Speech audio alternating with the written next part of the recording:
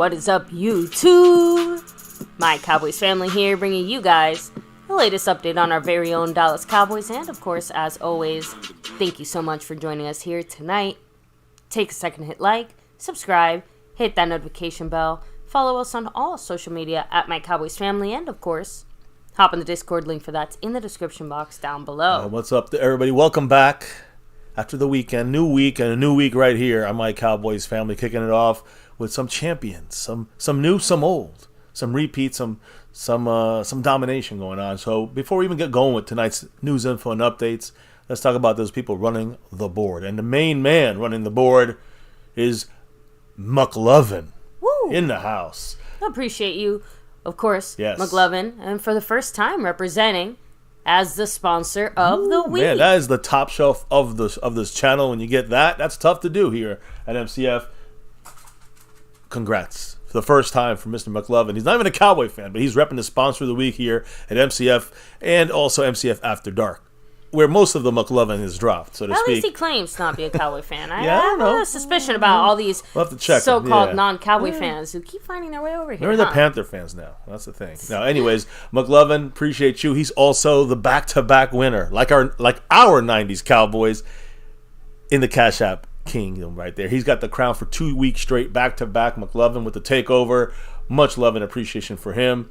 Sponsor of the week and the Cash App King. Of course, big shout-out to Zach Luna, who not only dropped the drop of the year so far last week, Zach Luna also still is holding on with that drop with 45 points on the Stream Boss. Although, on the red zone, there red alert on the second half of on the lower half of the Stream Boss still. More like in his territory. How about that? Yeah, exactly. Keith D's, thank you for summing it up. Yes, welcome to the family. Appreciate everybody. All the new family. Yesterday we hit 33K. We're like 200 away from 34K. In one day, not even in a day. So, guys, again, appreciate everybody here, new and old, keeping the channel growing, keeping the family. It's subscribers, but we call it family members here. This is My Cowboys Family. I appreciate the growth there. With that, by the way, the new people jumping in, we got Zach Luna to 44 points on the Stream Boss. And then if you look at the gifting champion, there is none right now. Yeah. So if JD from DC, who was last, he's the king 3 out of 4 weeks, could have been 4 out of 5, but he tied with the Lunatic. So if the Lunatic or JD from DC drop one, whoever drops the next gifted membership wins that title. That crown. Now, if someone drops 6 gifted memberships like right now, then they win that title. True. That's the way it goes. It's still open. So it's still up for grabs. But JD from DC was our last winner. We'll see who the new winner is. Still going. That's a tiebreaker overtime battle going down there on the gifting board. Truly appreciate you guys. Of course, there's no leader on the gifting board right now, a new week.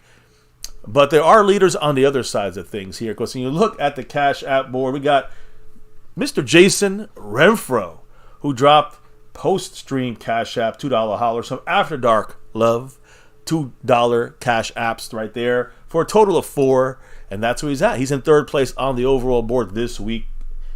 In third place on the Cash App board, because then we had Gloria drop a $10 holler in the PayPal side of things, which puts her in front of Mr. Jason Renfro there on both boards, Cash App and the overall board. But then you had McLovin once again coming on strong, kicking off the week right on After Dark.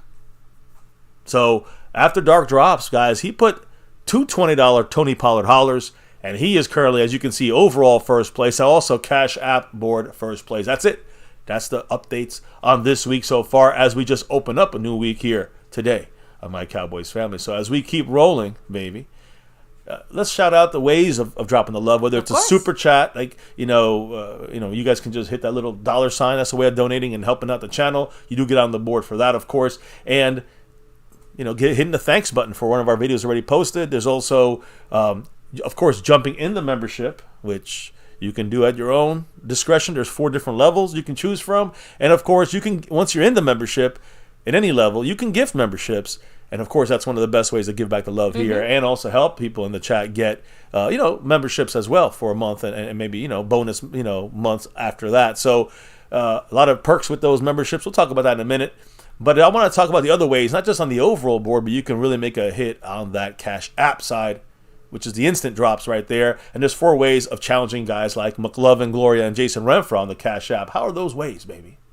Of course, you have, like Mr. MCF said, the Cash App money sign My Cowboys Family, the Venmo at My-Cowboys-Family, the regular PayPal link, and last but not least, that Streamlabs link lets your comments show up on screen just like the Super Chat. And as we do every single night here at My Cowboys Family, you guys run the show. The sponsors, that keep the world going around here are all over, all the levels, all 4 levels, Navy, Blue, Silver. But the star level and over everything level, they get nightly shout-outs. They drop the big ones per month. So, baby, without further ado, who are the top shelf members? Thank you very much, Skeptical Fan, Jason Renfro, Lincoln Kane, Andy Potts, Marissa Sparkle, Mary Alvarez, Dwayne Broussard, and The Lunatic. Ooh, much love it. All those names you just heard, and you can jump in there too if you guys joined up on that. We'll be involved in the end of the week, probably Sunday, maybe Monday, Tuesday of next week. But either way, it's going to be coming in the next 7 to 10 days. The star level monthly jersey raffle here for the month of February. So, hey, good luck to those that are in it right now in the star level or over everything level. You are automatically entered into this monthly raffle for a Sewn and Stitch. What is it for? Yeah, Sewn and Stitch Cowboys Mosh jersey. About 40 different Cowboy players to choose from. If you're a fan of a different team, and in there's actually Mosh does it all, right? Every team, all the 4 major sports, you can choose from a lot of different, teams as well. Yeah. But it's of course Cowboys here. You know how it goes. So 99, I think everybody's ever won. It's always been a Cowboy jersey, and there's the most selection. They're new, old. You know how it goes. Much love to the star level and over everything level memberships here on this channel. So, baby, now, without further ado, who's in the house to talk about some Cowboy news, info updates, some Jimmy Johnson? First of all, congrats to Chris Davis, a new little member of the Cowboys family. Just joined him. They got his daughter a little kitty. Hey, named Max. That is so awesome. Very cute, and he's currently chilling, hanging out in the lap. Hey, that is awesome. So number 2 with fries again. We are not scripted. If you dropped any kind of drop, this maybe he's a troll from the After Dark session. Kind of figured. So anyway, I know that sometimes it trickles over on his side. I kind of figured once I saw Traveling Fools in here. What's up, Traveling Fools? Yo. Nah, he's cool, people. And we got maybe later at night or something. We tried that thing we talked about, right? In the After Dark, we're on another channel. I'm going to other channels and doing and hanging. You know what I mean. Anyways. Dwayne Broussard, the top dog. Top dog in the house. Much love to Dwayne Broussard. Mike Aldana, much love. He said, welcome to the dark side. Scorpio representing in the house here. We have Texas Twister. Stay safe out there on the road. Stephen White, thanks for hanging here with us. Drums and Cowboys in the house. Yeah. Skeptical Fan, always staying skeptical. Always. Madman representing. What's up? Let me go back. Let me see. Oh, cool. Thanks for coming through. Who else is here?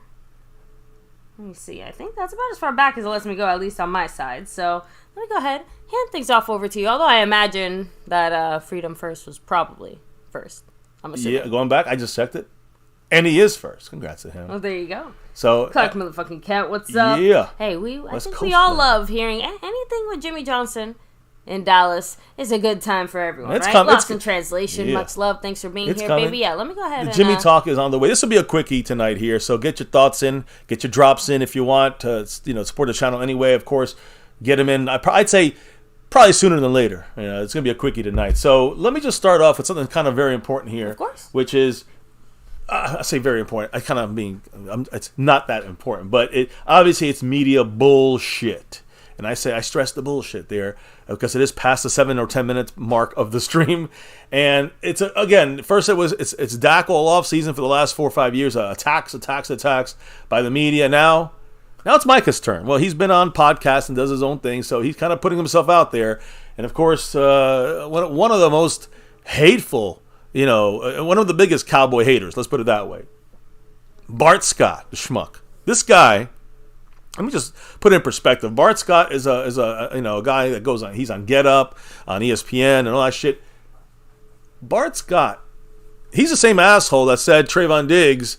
He kind of was making a joke, almost like making a joke, like that's what happens to you guys, and kind of making fun of the Cowboys getting hurt when it came to Trayvon Diggs and him getting hurt.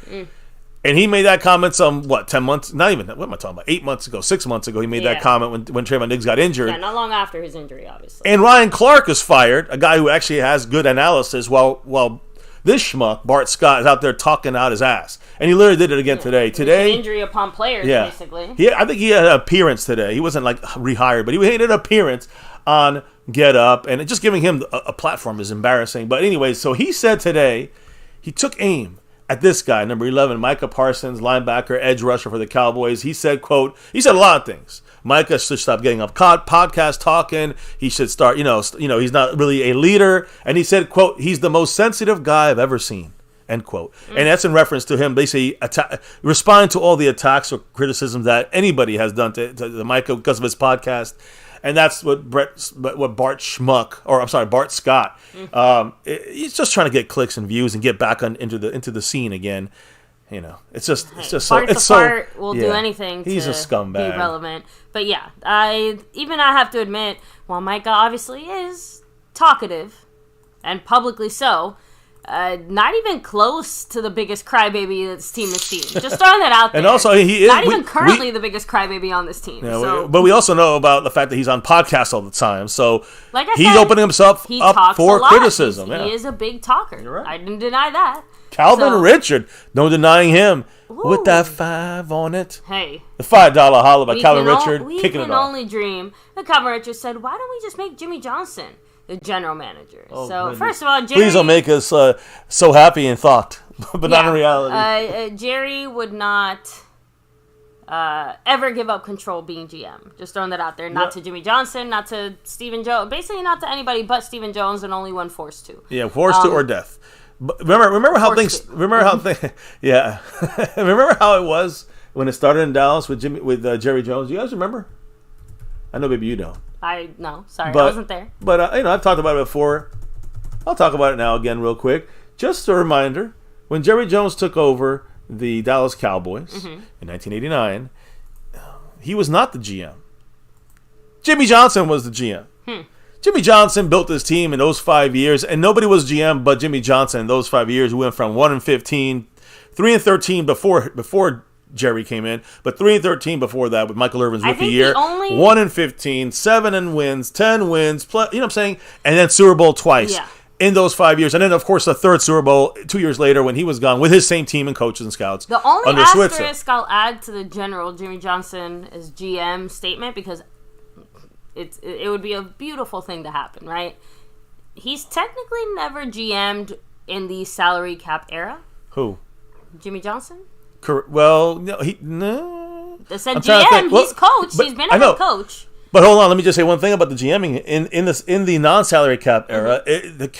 I have to bring it up and get the breakdown for you. But Jimmy Johnson used draft picks and throwaway free agents for cheap. The only free agent we got that was a big name was Charles Haley in those years, and then Deion Sanders after that. That was during the cap days. So outside of that, the Cowboys still didn't really. The cap didn't make a difference for the Cowboys. We won without cap or no cap. We would have still won. A lot of homegrown talent for sure. Yeah. Which honestly, not surprising that even now to this day, our front office focuses so heavily on building through the draft instead of through free agency. That is the echo of the Jimmy success Johnson way from before. Yeah, it was all Jimmy Johnson. He started that. He traded Herschel Walker and got a boatload of picks, and then and just great coaching then puts it in there. Obviously, there's not too many people who can even afford the Cowboys. At least Mark Cuban can technically afford them, but no one's buying it. I don't Jerry's see the Cowboys leaving the Jones family in my lifetime. And if it does, then I don't know what to say. We'll celebrate. I'll be in the grave, but it's because Dak, drove his car through the Walmart across the street from AT&T Stadium or something. Come on, Dak, do it. No. So, anyways, again, Calvin, we'll talk about Jimmy in a minute, but yeah, when it comes to Micah, I just figured this is media stuff. I know some people making this as front page news for the Cowboys and bullshit. This is just Bart Scott trying to get a name for himself. Fuck him, Bart Fart. I like that. Fart Scott. And he, talking shit. Listen, as far as the reality of it, can Micah be a better leader? Yes. Yeah. I mean, Zach Martin hasn't been a good leader till this year. Zach Martin. Remember? So maybe run his mouth a little less while we're doing actively what we're doing now? Maybe. I mean, all these things are true, but at the same time, this is just another guy out there, Bart Scott, trying to just get a name, get clicks, get likes, get controversy to get seen. Make money for himself and the company he's working for. Micah is just, Micah could improve in a couple of these things. Bart Scott's also a scumbag. Just going to leave it at that. So anyway, that's the quick Micah minute, I guess you can say, for today, as we, had to touch on that just because it is floating around on the, on all the airwaves and all that good shit. So when you look at salary cap stuff here, okay, the cap, we're going to delve into this for a little bit here. The list of players right now and their salary cap charges from last year. These contracts basically void today. These players are guaranteed to be free agents after today if they're not. It was no extension made or anything like that. But it's not even about that. It's more about the cap money from 2023 that must be applied to the cap right now. Let me give you an example. Mike Evans, we talked about it yesterday. He has $12.1 million in dead money from last year's, rollover money that they, so they can open up room last year on their salary cap. Well, that money has to be paid on this cap now in 2024. And he's the number one highest guy on this list. The Buccaneers had a soft deadline, so to speak. So did we. Cowboys, I'll explain. But the Buccaneers in this case had a soft deadline to get an extension done with Pro Bowl receiver Mike Evans. They did not. They still remain far apart on numbers. Tampa is set to take on the $7.4 million in dead money by not getting that deal done today. It's going to be a total of 12.1 when it's all said and done. Talks are going to continue with Mike Evans, but the understanding is Evans is trending towards becoming a free agent in a couple of weeks, in the middle of March. And, unless there's a big change in discussions. Now, how does this affect the Cowboys? Because you got Mike Evans, the biggest dead money hit. Ryan Tannehill, second from the Titans quarterback. Marcus Davenport from the Vikings edge rusher with, again, Tannehill, $9.2 million hit, dead money. Marcus Davenport, $6.8 million dead money. And then, I don't have a picture of him up here, Tyron Smith. Tyron Smith, number 77, $6 million in dead cap money. It's like one of those weird situations where, $6 million dead cap. Just lost it. Not exactly nothing, right? That's a couple players. That's what I'm saying. Like, that's a more hefty chunk of change. And for someone who every year we keep asking ourselves, like, is this the big, is this the one, right?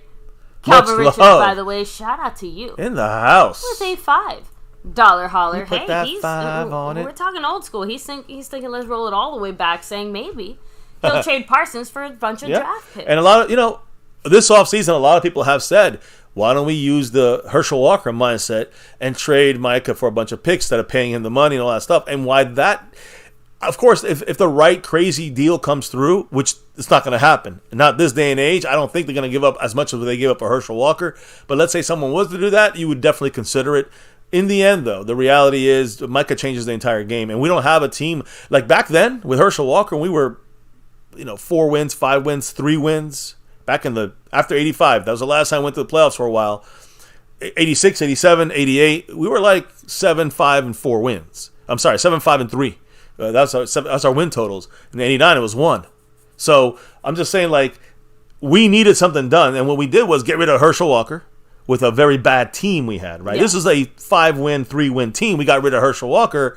It makes more sense like that. When you have a team that's on the cusp of not just always making the playoffs, but also on the cusp of making a fucking run one of these days. You definitely handle the moves slightly differently. Exactly, that's all. So I see your question, and you have to consider it. If someone gives you a crazy not Emmitt Smith. We got Emmitt Smith from that. But if we get, a deal like that for a Herschel Walker type move, but if it's just a first round pick, hell fucking no. I'm keeping my. Splenda Papi, what's up? Thanks for hanging with us. Yes. We see Pioneer. Hello and hi, Raul. Greetings to you as well. Hey, appreciate Dustin everybody. Roberts in the house. Much love. So yeah, guys, take a second, by the way. Hit like, subscribe, hit that notification bell. You guys can follow us on all social media at MyCowboysFamily. And of course, hop in the Discord. The link for that's in the description box down below. Guys, again, there's other things that I must speak on here when it comes to Tyron Smith. And $6 million cap hit for him. And the word is, from Calvin Watkins, he said, again, not knowing if Smith is going to return to the Cowboys. Tyron Smith might not come back to the... don't know if he's going to come back to the Cowboys, but according to Tyron Smith's agent, Tyron Smith is not retiring. He is going to play at least another year, whether it's here in Dallas or somewhere else. Tyron Smith will play in 2024, so we know that for sure. And again, no matter what we do with Tyron Smith, we can cut him, restructure him, whatever. That $6 million is hit for this year. You cannot touch that. That's dead money. We were at $20 million over the cap. At this point, we're $26 million over the cap. Now, I'm not done. Because down on this list, we also have another guy, Dorrance Armstrong. Oh, Okay. Dorrance Armstrong, who is at the end of his contract, now it's official. Again, guys, these contracts voided. So that means Tyron Smith's officially a free agent starting in 2 weeks or 3 weeks, and so is Dorrance Armstrong. So Dorrance Armstrong, we had to roll over $1.5 million in dead money. Okay. So with the six with the 1.5, it's $7.5 million of added dead money. So now instead of being $20 million over the cap, we're now $27.5 million over the cap. Which again, with certain cuts like Gallup, LVE, Cooper Rush, those cuts, the restructures that we've talked about, whether offensive linemen, the extensions you can give to CeeDee Lamb or even Dak, this easily gets us into the $40 million range no matter what, under the cap. Still, you add another $7.5 million, which, you know what? In the end, baby, it might not make a difference. You want to know why? Why? Because in 2024, the NFL salary cap, which is supposed to be at $242 million, that's what we're judging these numbers by, $20 million over the cap. Okay. Now $27.5 million over the cap is going to go from, again, this is not 100%. Over the cap projects this salary. Over the cap is a website. They project the cap to be at $242 million. That's been the kind of the word from since last year. That's what the cap is going to be. And I know that's kind of the number we've been working with as far as like what we're expecting. Yeah, but right now, again, with a couple maneuvers, we can get back into the black, not into the. We can get out of the red right now. But according to PFT, Pro Football Talk, that cap number is going to probably be a lot bigger than that. Oh, so is it because of the whole TV deal thing? It's a lot of different reasons, but right now they're saying it could be as high as $250 million. So you go from 242 to 250, that equals 8. We just talked about $7.5 million.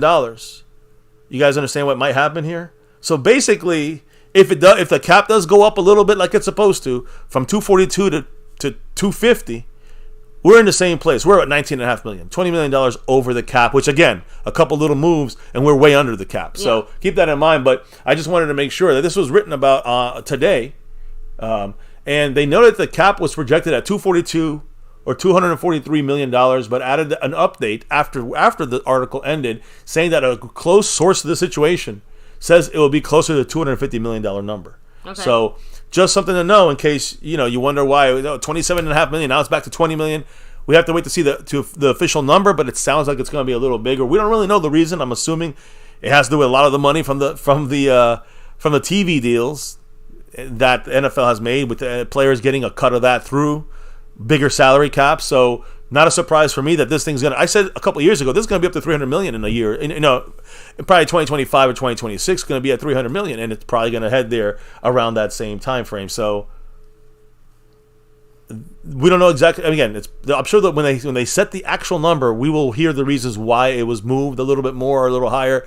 But just for Cowboy purposes, that's what we're talking about here. We were at $20 million over the cap. We went up to $27.5 million over the cap. When this thing hits, it's still going to absorb about $27 million. You know what I'm saying? I'm sorry. It's going to absorb the $7 million we had to pay over on top of that. So it'll be back to $20 million when it's all said and done. And again, extending Dak, extending CeeDee Lamb, extending Micah Parsons, cutting Michael Gallup, cutting Cooper Rush and LVE. That will get us to under $40 or $50 million on the cap, in that range, under that point. Right. So just keep that in mind. Now, of course, any extra money is good money for the Cowboys and Jerry Jones to supposedly go fucking all in, right? So, let's see what happens there. But again, we don't know which way the Cowboys are going to go all in. They could give us $100 million more. Jerry Jones might not do much more. And Stephen Jones, they might just not sign that many more people. So it's just, I always take it with a grain of salt when it comes to Jerry Jones saying, we're going all in. That all in for him means getting a guy that's $4 million instead of $3 million. And that's an all-in move for him. So, again, guys, we'll see what happens when the numbers are officially set. Now let's get to kind of the very interesting piece of news today that kind of is one of the major talking points so far today, and that is about Jimmy Johnson. Okay. Jimmy Johnson, guys, was on the Joe Rose show on WQAM 560 AM in Miami. And on this AM, I don't know even his radio station still on AM, but Jimmy Johnson, is he back in the fold in Dallas? Is he back with the Cowboys?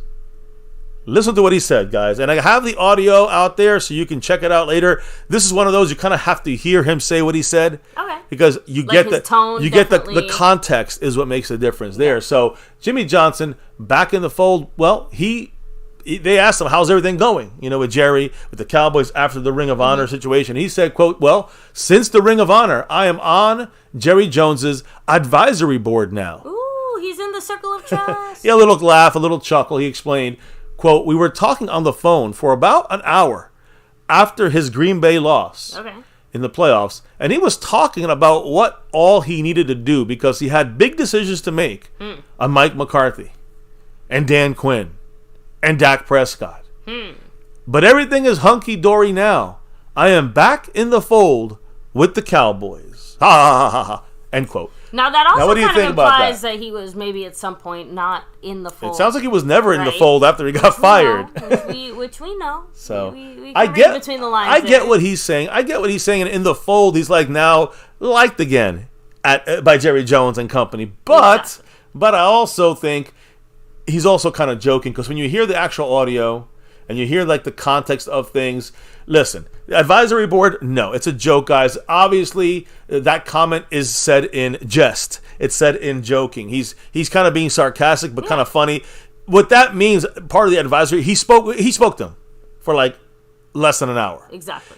And Jerry Jones is not saying, Jerry Jones is just kind of asking for his opinion, but he ain't making moves because of what Jimmy Johnson is saying. But the fact that he even speaks to him about this in this way is, I think, what the difference is. That's why he's kind of feeling like, ooh, I'm special now because he was, asked about some very important things after this embarrassing Green Bay loss, whether it was with players, coaches, or what to do next with the team, getting a little guidance from Jimmy. I don't know. But the point is, this would have never happened last year or 20 years ago, or, of course, when he was fired.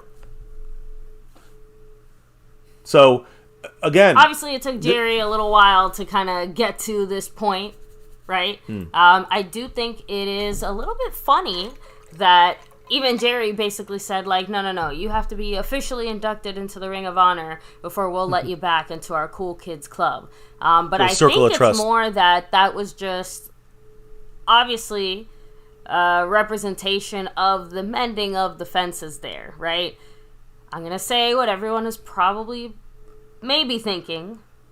Jerry's feeling that desperation. He cracked. He was willing to say, I messed up. Jimmy, join the Ring of Honor. Come back and help me the fuck out because I need to see one more ring before I die. Well, and, Jimmy, for better or for worse, he's going to give it to Jerry real. He's not going to sugarcoat things just because it's Jerry and he wants to hear what he wants to hear. Now, here's the thing. One, we know that's always been their dynamic in a lot of ways, right? But two, will Jerry actually listen? It does seem like that to me is the bigger difference because, like you said, it's not like Jimmy hasn't run the whole goddamn team before. So what's different now? It seems like in the sense of like with his consulting and his advising or whatever the heck he's doing now, just, maybe talking Jerry through some of those complicated feelings he had, especially after that Green Bay game, McCarthy probably has Jimmy Johnson to thank for his job partially. Just throwing that out there. Listen, I'm going to be honest. I don't think the circle of trust. I don't think it has anything to do with what Jimmy Johnson said. I think Jerry Jones is again. Let's put the word in context here. Advisory. He just talked to him for like under an hour. It's not a group, a circle of trust.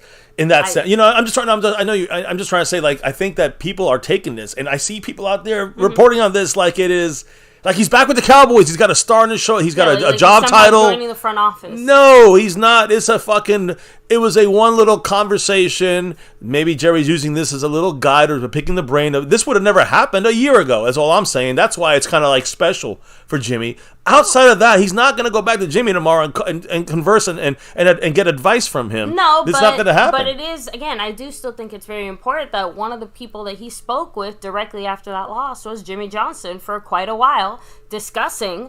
I mean, Jimmy said it. He brought up McCarthy. He brought up Dak. He brought up, who was the other person he brought up? I think he brought up somebody else. Look, he brought up McCarthy and Dak for sure. Dan Quinn. So, again, obviously, Jerry's still going to do what Jerry's going to do. And Jimmy, again, is not part of the team in any official way. But the fact that Jerry is listening to Jimmy and just discussing things, asking for his insight, even if Jerry still does what Jerry wants to do. Like, just opening the door is the big deal here. But that's door opening. Plant the seed, Jimmy. Plant the seed. That door opening though is not. Like you said, Jerry's going to do what Jerry's going to do, and I agree, and I think that even though he might, maybe had some thoughts already, like Jimmy had some thoughts, but yeah, you never know. You don't know what overlaps. But my point is, it's just more. I think it's just straight up joking. He said advisory board. He's not. Listen, guys, it is not. I'm not taking it as a literal advisory board that he's under. He's not on a crew of guys that talk to Jerry Jones. Jimmy Johnson is not that. Even though he said that, some people are taking it and running with that, like he's back in Dallas and he's got a job title. He does not. He will not, and he never will. It sucks. I want him to be coach. I want him to be GM. I'd love it. That's pipe dreams. It will never happen. Jerry Jones will never give that up, and it's just great that he's just friendly again. That's really what it's about. They're just friendly again, and he talked to them about, when it was really a sore spot time situation with losing after the Packers. To talk to Jimmy, that's a big step too. But he's talking to them almost like friends, not as an advisor. That's the thing everyone's got to understand. So Jimmy was joking about the advisor role in any kind of literal or actual meaningful kind of organizational way. Okay. That's my take. You can take whatever you want from this, guys, but I'm gonna be real about this. Jerry ain't giving up any control. Jimmy, I don't know if he want control. The point is that Jimmy Johnson, it's just a big deal that he's just even talking to him, and that to me is a good first step. How about that? What is the chat saying, baby? I agree. So, I'm curious. By the way, Smodius said, I'm not looking at it that way, but you can't completely rule out some type of help in this situation. Who knows what they talk about in secret? And that's my whole point. Even if there was some kind of official freaking 12-man committee sitting there personally advising Jerry Jones on the best method to wipe his ass, whatever the heck they do. You know what I mean? Like, I still feel like the whole point is that this type of dynamic between Jerry and Jimmy, that kind of ability to be able to discuss these things without obviously hating on each other or anything like that, or ignoring each other. I mean, like I said, that to me is the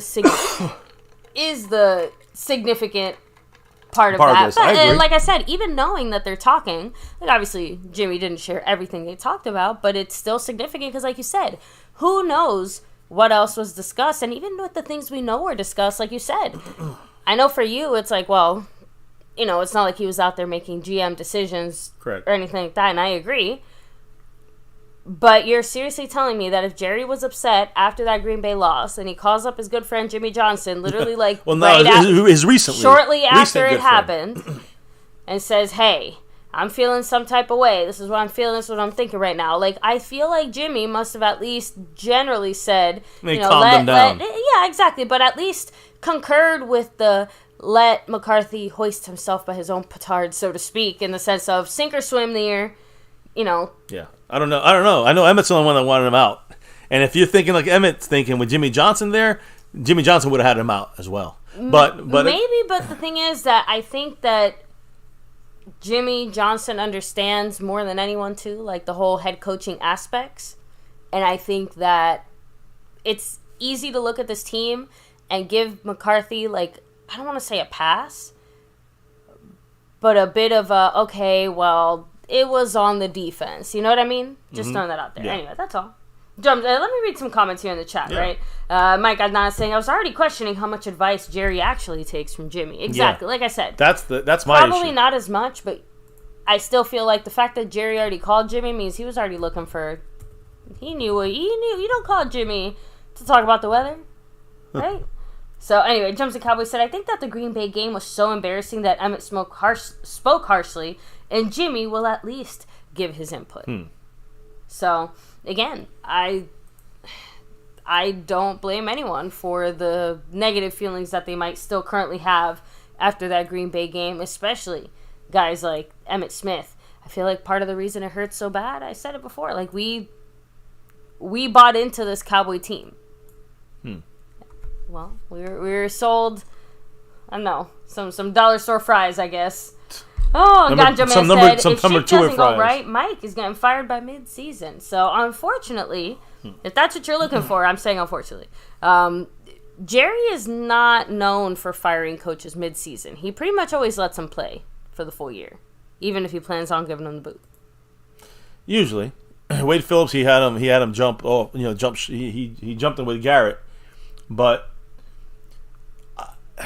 I think that here's the thing. What I think is going to happen is the same thing that happened the last 3 years. We'll go 11, 12, 13 wins, and then we'll see what happens in the playoffs. The hope is, again, that to me, there's not going to be any firing midseason, because I believe the Cowboys will win by midseason. By after 8 games, we'll be 5, 6, 7 wins already. I'm just saying, it's not like we're going to be. It'd be surprising if we're 2 wins. If we're 2-5 or 2-7, McCarthy's gone. He'll be gone midseason. That's how bad it would have to be. If we're 6-4 and second in the East, McCarthy ain't going anywhere until the end of the season. Christopher Keys. Oh, thank you for summing it up. So, Welcome by the way, to the family. Cracking me up because Revelation Journalist said, "Is it a paid position?" Oh no, unfortunately, Jamie would probably have to pay Jerry to be on the advisory board, knowing Jerry. Just throwing that out there. You're privileged enough to join this prestigious. You're getting represented by the Dallas Star board. Oh man, sorry. I know I crack myself up sometimes. Anyway, real quick, Stephen White saying, "I'm hoping that we get 10 wins. I mean, at least that's like the bare minimum baseline to feel like we're at least an NFL team." McCarthy gets fired, just not mid-year with a 10-6, 10-7 record. He gets fired after the season. Absolutely. Yeah. I honestly, if anything, it's more the question of, is there something that can happen during the season or mid-season that would mean the Jones is actually considered the boot, which I just said. I mean, the only thing that would be a 2-7 record, and by week 9 or 10, you know what I'm saying? He's out. True. He's done. That'll be it. That'll be Mike Zimmer taking over for the rest of the season. I'm just telling you what would happen at worst case scenario in a blown, lost season. My prediction is that we're still going to be in the running for the East, in the running in the playoffs by the mid-season point, and probably in the top half of the teams. There's no way McCarthy's going anywhere by then, Mm-hmm. So, kind of rolling back here. Ganja Man said, "I don't care about wins. I just want production in the playoffs." The good thing is that production begets wins, hopefully. Yeah, we need the production to get to the playoffs, get a good ranking, but then we got to win in the playoffs, and I agree 100%. Just kind of rolling back here. Matt Batten, take it easy. Thanks for being here, saying, "If we're serious about winning Super Bowls, listen to Jimmy Johnson." That's just me. I agree, and that's what, after 28 years, Jimmy is being listened to by Jerry finally. At least, even if it's in a little way, even if it's just a friendly way, not an actual job paid, advice way. Jumps Cowboys, thanks for being here. Splenda Papi, have a great night. Let me see, Eric Wallace. We have Asmodeus, of course. Yeah. Chris Davis, Jasper Rocks. Everybody in the house tonight. Hit that like, guys. Dustin Roberts. Hit subscribe Pioneer, and all that good stuff. Raul, Calvin Richards, Dustin Roberts, Stephen White, Clark motherfucking Kent. Hell yeah. Lost in Translation, Mike Aldana. So let me keep it rolling here. Yeah, of course. Because we're good with the Jimmy Johnson stuff. Again, I just wanted to clarify, even though it's cool that they're talking, they're friendly, it's not an actual advisor job. He's back in the fold as a friend, not as a worker of the Cowboys to help this team win. And that's some people want to run with this as he's back, he's good, and he's running the show now. Incorrect. Yes. Just got to clarify that. Now, if Jimmy Johnson was running the show, do you think, when we talk about free agents, we talked about yesterday a guy that needs to be replaced on this team, I would say, almost a for sure thing, it's Tony Pollard at running back. And Jimmy Johnson loved the run game. He loved to lean on the run. And that was the 90s. Those days are gone. Now we're into passing first down, second down. Early downs passing is actually the way to go right now. So, like we've talked about, some J.K. Dobbins, Cam Akers, some other guys, Tony Pollard coming back.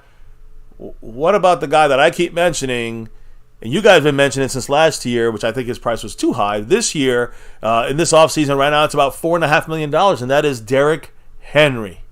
Now, just a side note on this, a little update on that. You guys discussed a little bit of this in the chat yesterday. I want to reiterate it, that the Ravens and the Eagles are supposedly the top two. This is from kind of like, it could be fake media, so fake news. So just keep that with a grain of salt. But the Ravens and the Eagles supposedly are at the top of the list of places that Derrick Henry will end up at. As free agent running back Derrick Henry, formerly of the Titans. So Robert Griffin III said Derrick Henry, He plays with physicality. He's relentless in his preparation, has a clear passion to get over the hump to play for a championship. There is only one place for him to go. Derrick Henry should be a Baltimore Raven because he already plays like a Raven. So that's a quote from Robert Griffin Jr., who of course is media side of things. Yeah. Right now, he used to be a player, but where was Derrick Henry today? In the last couple of weeks or so, working out in Dallas. Now, let me rephrase that. And again, Jimmy would have definitely looked in this direction, in my opinion, as far as running game and running back's a power guy. But been working out in Dallas for like a month, Derrick Henry. Okay. But let me reiterate this word: in Dallas, not for Dallas. Okay. All right. So that is a distinction that major. needs to be made. But he was out there working. I mean, he's doing this one leg. He used to be doing he does a lot of specific training and exercise stuff, drills and things that he does that really work all parts. That's why he's such a hard guy to tackle and take down. So listen, he's getting ready for the season. He said this is the king is here or something like this. He said season 9 for him. So he's got a lot of tread on the tires. He's been the most used running back basically in the NFL since he's been in the league. I think him and Emmitt Smith. Ezekiel Elliott. The two that had the most wear and tear. And Derrick Henry still has a little bit hopefully a little bit of gas in the tank for one more year or something like this, that he could be really still productive for the Cowboys or any team he's with, Eagles, Ravens, or Cowboys. We'll see what happens. But yeah, he's busting ass, working out this offseason. And that's one of the we'll kick it off the free agent stuff with this, because then I want to go switch it over to the defense in a moment. But I did want to know if anybody had any thoughts on this side of things. I see Lost in Translation podcast, what's up, saying we can't drag our feet on this one. Either we sign Derrick Henry or we face Derrick Henry. So, honestly, I think that's a fantastic way of putting it. Yeah, like one way or the other, you're going to have to deal with it. So, it's just a matter of your choice of when, where, and how. So, but yeah, I think to me the whole Derrick Henry thing, even more than anything else, like you said, it's one thing to try and acquire him and maybe fail. It's another thing to see another team succeed where you did not. And then, of course, by the way, we're going to also see this team during the season. So and the Ravens, not sure if we play them, but I know we play the Eagles twice. Yep. Apex Savage, thanks for summing it up. Appreciate you. So, now Ganja Man saying they kept passing on Adrian Peterson, so I doubt we get Henry. I'm thinking Saquon is more likely. Honestly, though, one of the big reasons I also could see a Saquon move from Dallas is how much of a satisfying feeling is that going to be able to take Saquon from the Giants and then turn around and use him 10 times better than they ever did. Well, you know what's going to happen? They're going to laugh at us because they're going to say, wait till he gets injured in week 3. Because that's what happens to Saquon Barkley. So, I wouldn't celebrate too much. Maria Villanueva in the house. Part of the family here at MCF. Woo! Thank you for summing it up. And go Cowboys. Hell yeah. So, anyway, Drums and Cowboys said, Henry lives in freaking Dallas, and we need a run game. This is the type of bullshit that pisses us fans off. Go get that man on this team. I usually would say, I'm not paying no 8, 9, 10 million for him. That's too much. But right now he's listed by Sport-Track at $4.5 million. Go get him. For $4.5 for $5 million, I'm getting him. Oh, great. On a 1-year deal, if you can pull that, if you can wrangle that, I'm all in on that. That's an all-in mini move. You don't have to even spend over $6 million. That $6 million is like the cutoff for the Joneses to spend on outside free agents, and that's like once every 10 years they do that kind of shit. So, I'm actually, I'm in agreement. And ended last year, I wasn't as much in agreement because I know they weren't going to do it or trade or anything like this. But now that we're in a free agent situation, that can change things. So we'll see if the Cowboys are real about going all in. Go get Texas guy here. Lives in Dallas, works out in Dallas. Is right here under our right here. We can utilize him properly in the run game, even if he's just a goal line back. Motherfucker, he ain't gonna get stopped. We're not gonna have 4 fumbles on the goal line like we did last year. It's gonna cost us some fucking games. It's gonna cost us some situations. So for $4.5 million, you can do a lot throwing running, and he can also pass block as well. He's a huge man. That's if you wait longer and more teams start battling for him, guess what's going to happen? Price going to go up. Mm-hmm. It's going to be 5.5, 6.5, 7.5. Now it's at $8 million. I'm saying no now. Now I say no. You guys, that's how it works. So running back, one side of things. I want to focus on defense.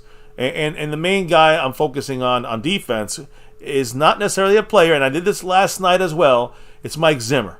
All right? And, Zimmer has, we talked about this yesterday about some free agents that Zimmer could bring in, former Vikings. But let's just focus on Zimmer right now with some linebackers. Linebackers. To me, in a lot of different ways, guys, when you look at the linebacker position, what free agents would you pick up? What names out there? And I've said Devin White. I've said Bobby Wagner.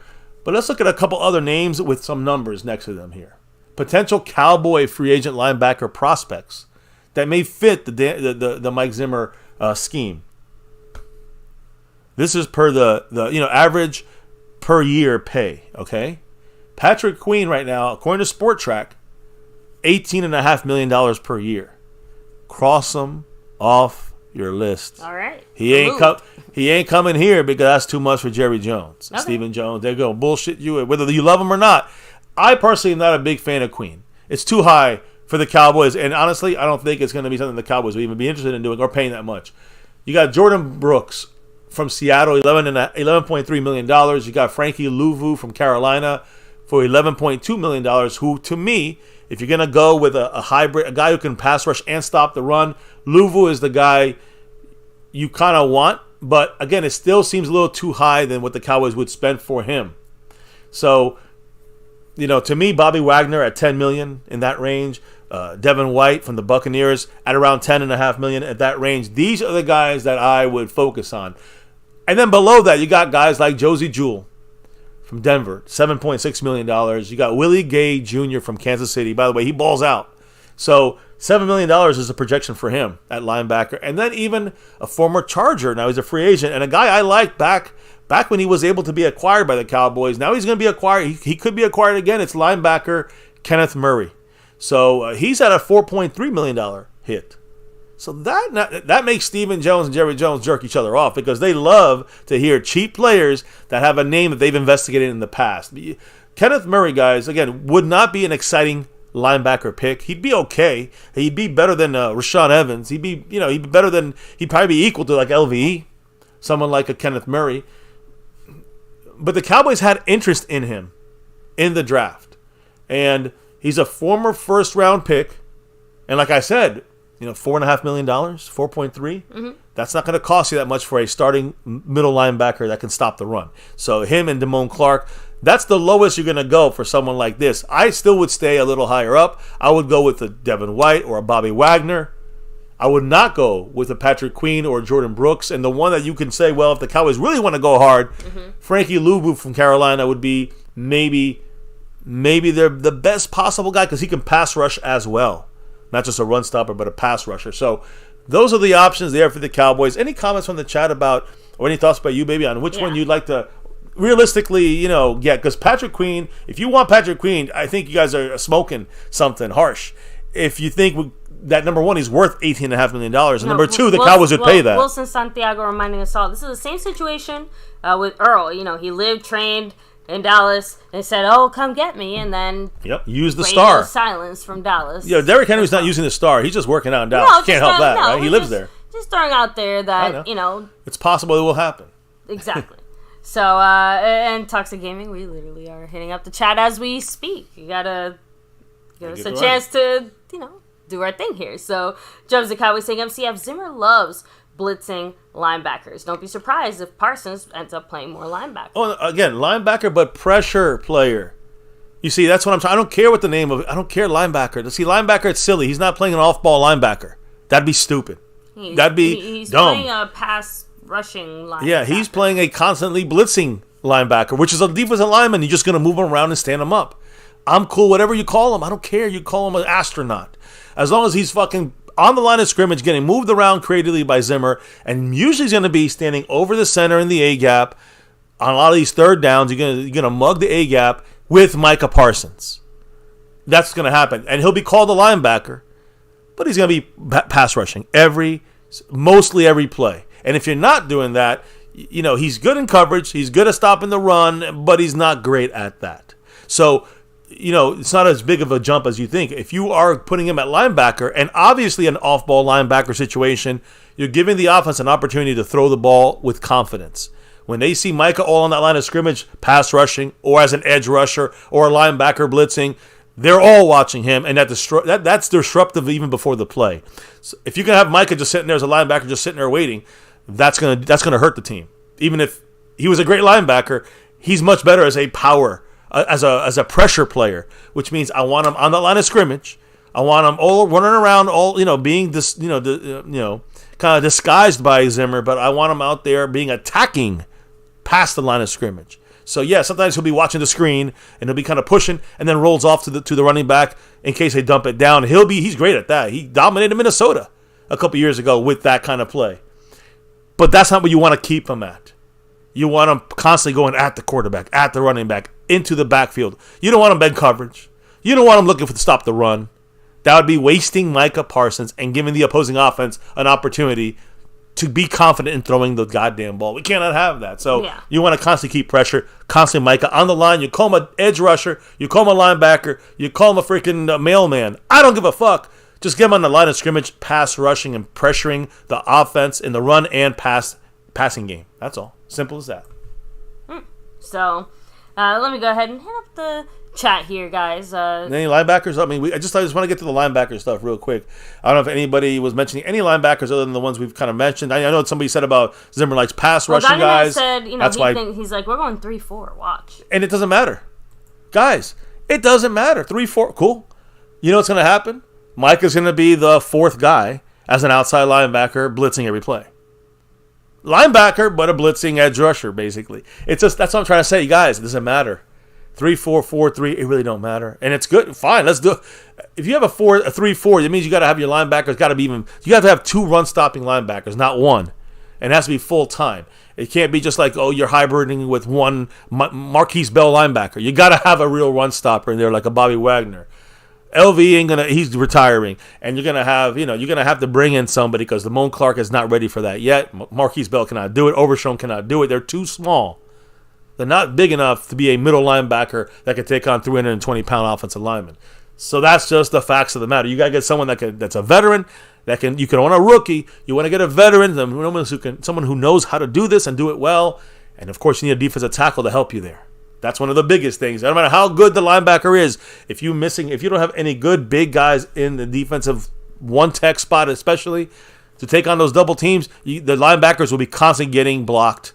And I don't care if you got Micah there. He'll be getting blocked down the field too. We saw it in the playoff game when they had him at linebacker for a little bit. It was not a good look there. Yeah. So you got to be able to understand that you can get Patrick Queen and pay him $18.5 million.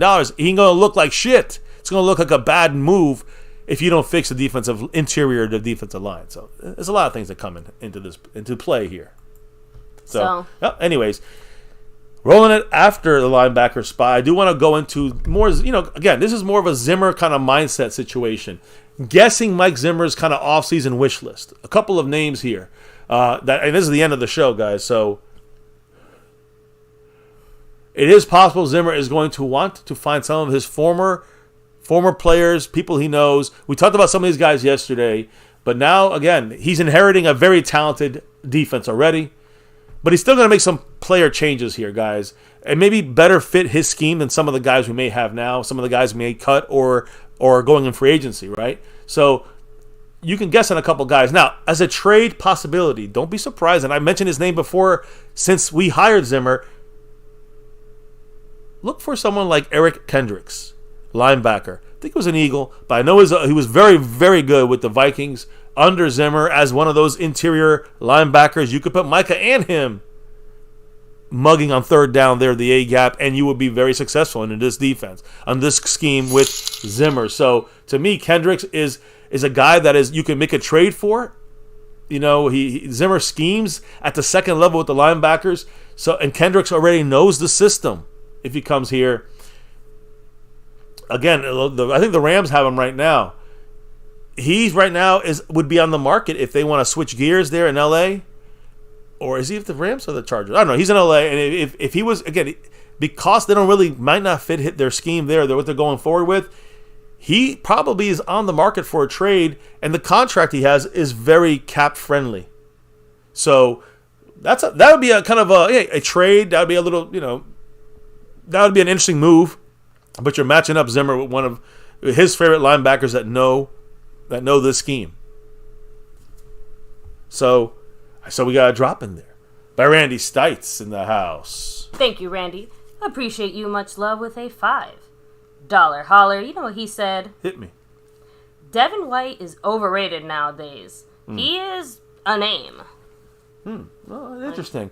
I don't agree with that, Randy. But even if he's not the guy, there's 4 or 5 other guys. I just named a whole bunch of them. What's the other linebacker from the Bucks?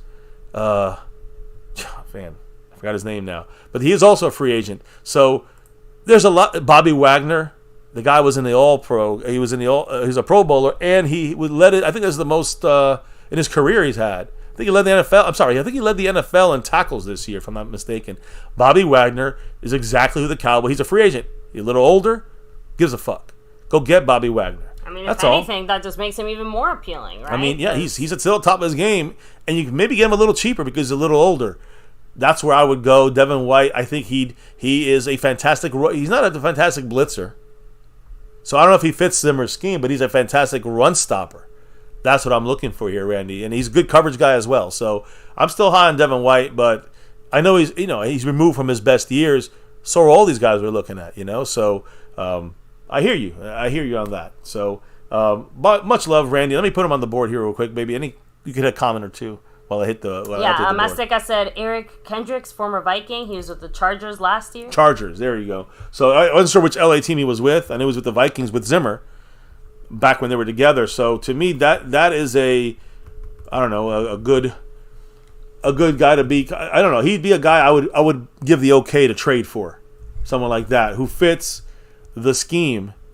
That Zimmer, who knows the system, can even help some of the guys already out there. It'd be a little bit of I don't say crash course, but it definitely would be a little more, they'll have a guy they can always lean on that would know the system already, the scheme, which would be Kendricks, right? So to me, just Eric Kendricks would be a tradable guy. Now he's not a guy that I think you can.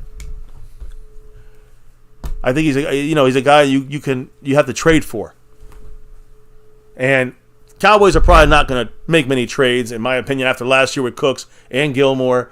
But when you look at, to me, again, I'm bringing this name up again, so we're sticking with linebackers free agency-wise, a guy that can fit the scheme of this guy, outside of Eric Kendricks in a trade. I'm going to go back to Frankie Louvu, who, again, I mentioned him earlier from Carolina. He's a guy that would be, he's a very good pass rusher and a run stopper there, guys. He's one of the best off-ball. That's what we're looking for, an off-ball linebacker. But this guy, to fit the scheme, you got to get like a Micah Parsons, off-ball linebacker that pass rushes, right? And that is what Frankie Louvu will do for you. He ranks first in the NFL with 9.5 sacks at that off-ball linebacker position since 2002, by the way.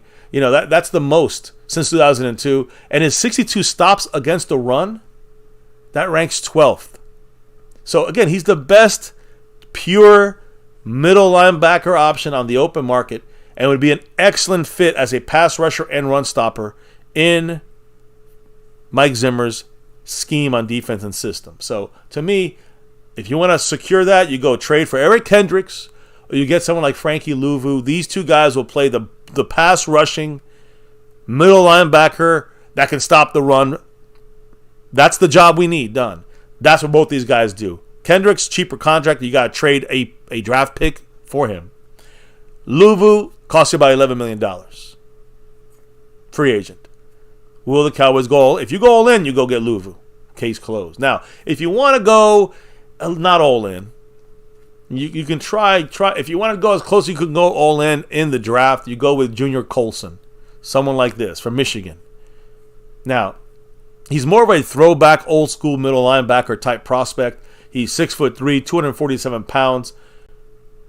Michigan Wolverine, but the downhill thumper middle linebacker that Mike Zimmer prefers at that middle linebacker off-ball position.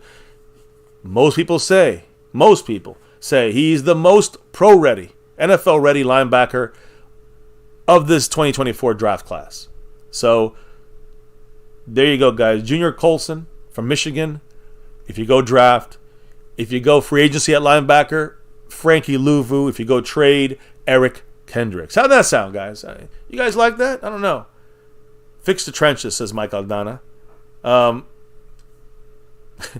Wilson Santiago cracking me up. Ganja Man said the biggest key is finding a third cornerback. We'll talk about cornerbacks in a minute. We'll go talk about it.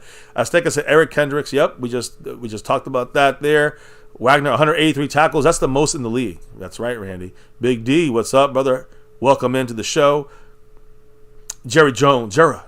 Unless these veteran free agents want to take rookie money, no deal. Yeah, Jera. Well, you know, Jera, the way Jera works, that means no one's getting a deal. Matt Batten, he said, I like it. So there's three options. Which one do you guys, we might discuss this a little more in the week, or maybe, on one of these off days or something, maybe say, hey, listen, would you rather trade for Eric Kendricks and give up a 4th round pick? Would you rather pay $11 million and get Frankie Louvu? Or would you rather draft someone like Junior Colston from Michigan? Just throwing it out there. That's pretty cool. Post in the chat, type in the chat your choice of the matter there, guys.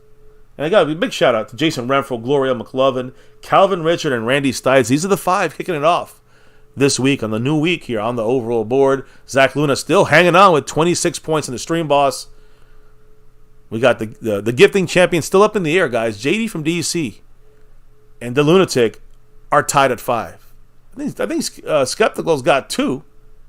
So, hey, and anybody could put 6. You automatically will win the gifting membership board. One of the best ways to give the love here. This is a tie for first place, so it continues to today and then tomorrow, and then, until we get a winner. As soon as anybody hits 6 or more, you win. You're in. And I'm pretty sure I'm going to count it for this week as well. So there will be like a new week's numbers as well. Anyways, big shout out, though, to the sponsor of the week and the Cash App King. Cash App King back-to-back, McLovin. Sponsor of the week, first time, McLovin. McLovin's running things here, and he's also first place right now. Will he go for a three-peat? We'll see what happens. We'll keep tracking that. Much love to McLovin, Gloria, Calvin Richard. That's the top 3 with Randy Stites and Jason Renfro bringing up the rear.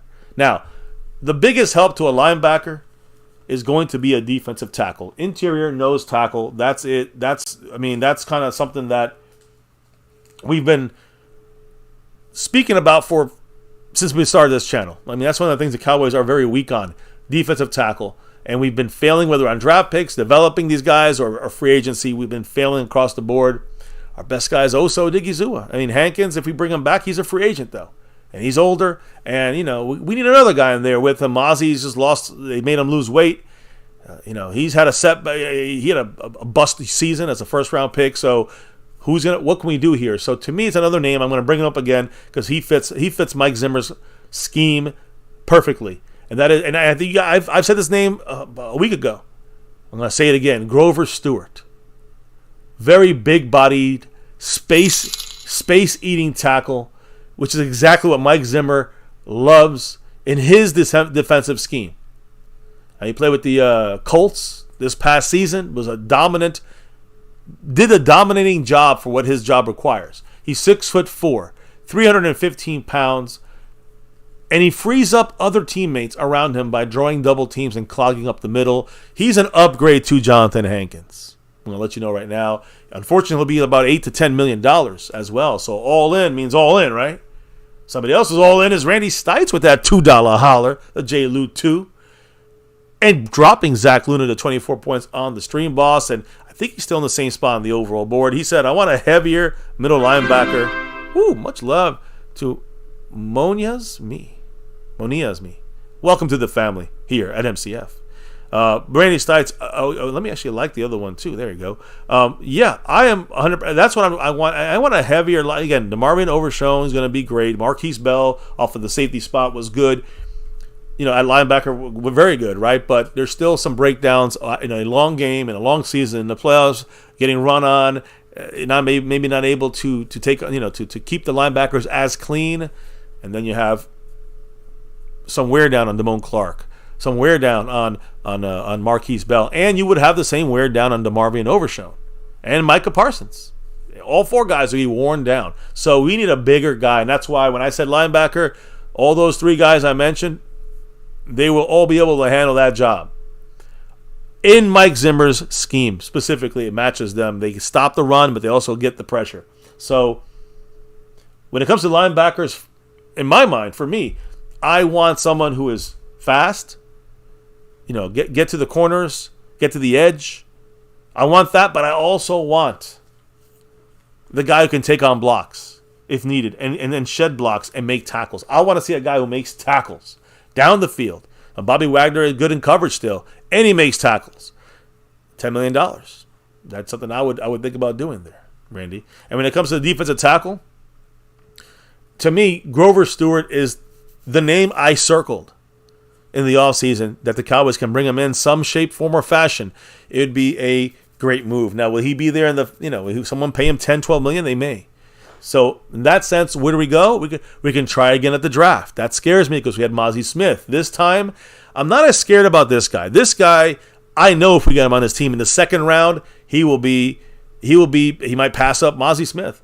And that is Tavondre Sweat from Texas, the Longhorns.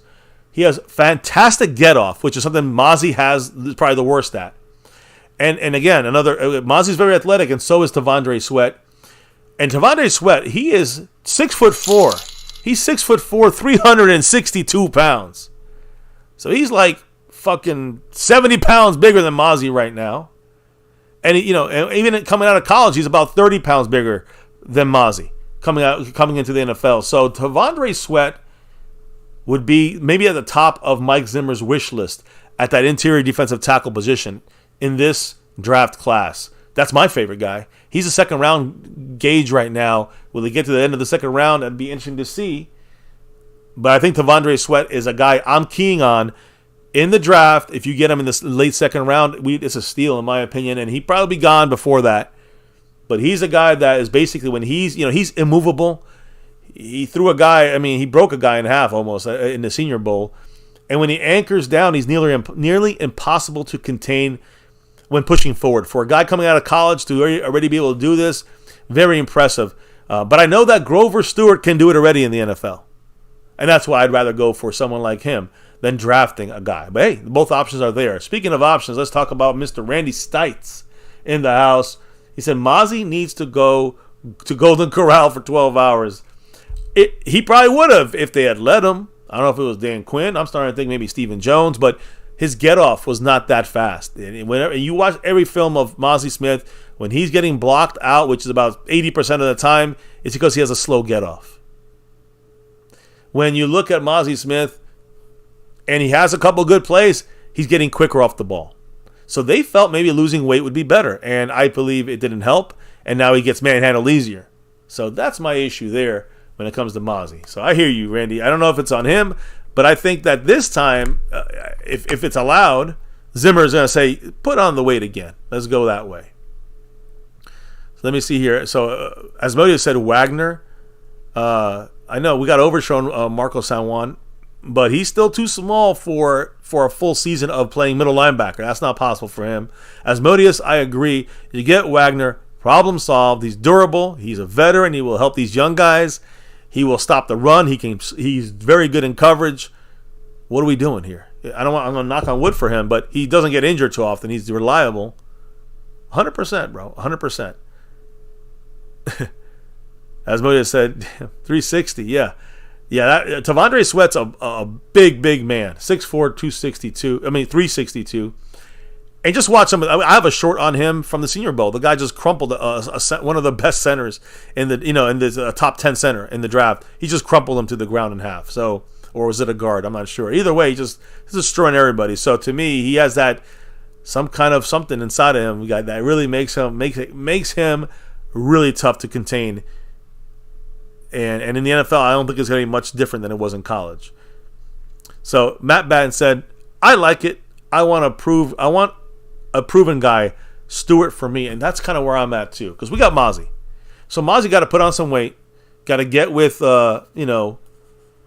Zaganina, which is the new coach there, Coach Z at the defensive line coach. He's got to get with him and kind of get the weight back on, get the whatever little techniques you can fix him with, and just get him back to being what we drafted him for, to be an interior run stopper that can pass rush. That's the key. The Joneses love the pass rush. They don't give a fuck about the run stop, and that's why I'm afraid they're the ones that kind of said, let's drop the weight. But someone like Jonathan Hankins, if you drop the weight, you're going to ruin him. And that same thing goes with Mozzie Smith. When you look at Grover Stewart, who's a proven guy in the NFL, veteran, and probably one of the best guys at that position specifically for Zimmer. If you want to go all in, like Jerry Jones said, and you want to appease the Zimmer, you want to make the Zimmer scheme work better than just getting Hankins in there and Mozzie. You bring in Hankins and bring in Grover Stewart with Mozzie in the house still, and Osa next to him. We don't have to draft anybody in the draft and wait for them to produce. But I still take Devondre Sweat. I'm being honest. If we had a chance to get him in the second, I'd go get him. But either way, I understand if we don't, because if we made these other moves. You guys feel me? So Grover Stewart, the linebackers we discussed. Let's talk about edge rushers for Mr. Mike Zimmer. This is an easy one. And listen, we talked about Ngakoue. We talked about, a couple other guys. But the one guy we keep talking about, which is a pipe dream, this is a true all-in. That's Danielle Hunter. It could be a reunion for Danielle Hunter and Mike Zimmer, if Zimmer can have his way, of course. He would love to see Danielle Hunter bring a star, basically on the other side of DeMarcus Lawrence, in a pass rushing trio with those two guys, and of course Micah Parsons coming from all over. So bringing in Danielle Hunter would not only jumpstart the transition into Zimmer's scheme. Imagine we sign Hunter, and then we get Grover, and then we get in there make a trade for Eric Kendricks. I'm just saying we did those three things. We got guys that run the scheme, know how to run the scheme at three different levels, at three different areas on the field. Our defense will be not only elite, or should be consistently elite, but also it's going to fit the scheme faster, which is maybe the bigger issue. We need guys that kind of know the scheme to help the guys that maybe still got to catch up to it in the offseason, in the OTAs, in training camp, in preseason, and even into the season. I think we may be a little bit disappointed with the first couple of weeks of our defense in the regular season, because this defense for Zimmer might take a little time to kind of get a hang of. But if Danielle Hunter is again, that's the thing, guys. You're looking at $28 million with Danielle Hunter. You look at 25, 20, you look at a lot of fucking money with Danielle Hunter. So you cut DeMarcus Lawrence, you get $10 million back. You're still paying $20 million or $18 million, and then you're going to pay another $25 million for Danielle Hunter. Now you add up that one position, and you got a lot of money there, $45 million invested into Danielle Hunter / DeMarcus Lawrence, who's gone. So that's something to think about. But if you want to go in the draft, and I'm always a little bit hesitant unless it's a definite hit. Darius Robinson from Mizzou. He's a guy you can look at there. He's a freak of nature. He's 6'5", 286 pounds, edge rusher. He's built like a 3-tech, an interior guy. But his athleticism and skill set is much of more of a smaller edge rusher. He has a great get-off, unbelievable power, and fantastic technique that would get him on the field early and often as a rookie with the Cowboys and into the rotation with DeMarcus Lawrence, Micah, and then him in the mix here, someone like Darius Robinson from Mizzou. But again, sometimes they're not going to have that impact. And I also say we got Sam Williams. It's time for him to step up. So Sam Williams, that's why I say drafting, and Danielle Hunter may be too expensive, so we might have to go, with maybe Obagnogo, whatever is there, another guy that is an edge rusher, formerly banged up and injured, but he could be in the rotation, filling in one of those spots for the missing Dorrance Armstrong, let's say, or Fowler. He'll be one of the rotational pieces behind DeMarcus Lawrence and Micah, let's say, who will be playing a lot of edge no matter what still. But I also think you can bring in guys like Ngakoue for not as that expensive, $4 or $5 million? And he'd be a great edge rusher rotation to replace someone like Dante Fowler, who's just a pass rushing specialist. That's what Ngakoue would be. So I got cheaper names at the edge than Danielle Hunter. And as far as drafting someone, we got Sam Williams. He's a bonehead most of the fucking time. But this man right here, Mike Zimmer, he will bring the discipline And, hey, we'll know this year if Sam Williams will be cut out for the NFL, take on any more responsibility, because he won't get any responsibility at all from Zimmer this year if he keeps doing dumb shit like he did this past year. Mr. Randy Stites with another $2 holler right there. But that puts Mr. Randy Stites, that puts him over somebody else right now on the overall board here. Leaderboard, he jumps Calvin Richard by 1. No, I'm sorry. He jumps Calvin Richard and he jumps Gloria. And now Mr. Randy Stites is all of a sudden in second place. Much love, appreciation, Mr. Randy Stites. Appreciate you as always. Go Cowboys. What did the man say? Let me tell you. The wife did hit the bed right now, guys. She has to get up extra early tomorrow. Randy Stites said, please don't go after Bosa. He's injury prone. Again, we're talking names here, right? You talk about a name with Levante David. Oh, Levante David's the other guy I like from Tampa, by the way. But Devin White, a name. Same thing with Bosa.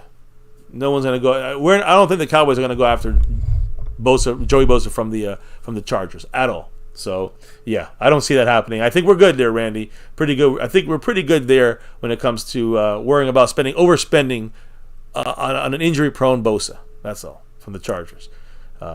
With that drop, by the way, he takes Zach Luna to 19 points on the Stream Boss. So, again, appreciate you, Randy, with the multiple drops taking over all the way up to second place currently, right only behind McLovin, who right now is running things overall the last 2 weeks. Now, the last two spots is where Mike Zimmer is really his specialty, is the defensive backs. That's always been his specialty with the Cowboys back when he coached under Switzer and under the other guys, that Campos and others that came after. Chad, Henning. I forgot his name. Not Henning. Yeah, I always forget his freaking name. But the guy in between Switzer and Campos. Anyways, cornerback. Who would be the top cornerback to go out there to fit with Trayvon Diggs at one side and DaRon Bland back to the slot where he is better than the outside? He's all right at the outside for a game or two. You don't want DaRon Bland running the outside all the time. You want him where he's the strongest, and that's in the slot. Yes, in the nickel cornerback spot. So who's the other outside corner? Now, this might not surprise you guys because we've mentioned his name as well multiple times since the offseason has begun. But when you look at the money side of things, about $7-8 million you can possibly get him for, maybe less if you push some dead void money next year. Well, Stephon Gilmore. Stephon Gilmore is on record saying he'd like to run it back in Dallas. And he fits what Mike Zimmer prefers when you're an outside cornerback in his scheme. All right? Again, if Zimmer truly likes the way that, Stephon Gilmore plays his defensive style. Remember, guys, Mike Zimmer, I talked about this in the past, he spoke a lot about how much he liked them when Gilmore was coming out of college and how he worked them out. He was one of the guys that worked him out in the combine. So he really knows Stephon Gilmore. He appreciates Stephon Gilmore, and he knows exactly how he'd be used and how he'd be greatly used in this Mike Zimmer scheme. So Stephon Gilmore, cornerback. On the cheaper side of things, I know he's one of our own guys, but this might be. I would love Jalen Johnson from the Bears, but he's $15 million plus. That's not going to happen. We just paid whatever million plus for Trayvon Diggs. So you got to go with a guy for a 1-year deal. You got to get a guy who can still do it, knows the system, or can play the system well.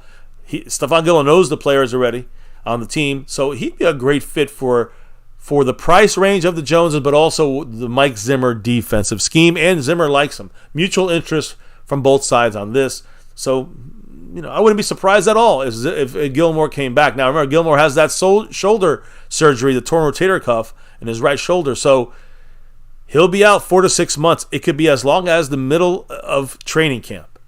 The good news here, he would be on top of the freaking Zimmer playbook, no problem. And the other thing is he knows his teammates, and they know him. So I think they would be a smooth transition for Gilmore if he had to jump in there in like week 2 or week 3 of training camp. That's all. That's my thought on that. But if you look at the draft and you don't sign someone like some stuff on Gilmore, you want to go high in the draft on someone, and and really go and fix this position at cornerback, the third spot of it, Kool-Aid. We're drinking it usually when we're watching the Cowboys, but I'm talking about Kool-Aid McKinstry. Right now, he's in the mix of being one of the top cornerback prospects of this draft, and he can definitely fall 24. So he has great size and great length. a skill set that, again, matches, not that we should draft on this only, but a skill set that matches what Mike Zimmer looks for.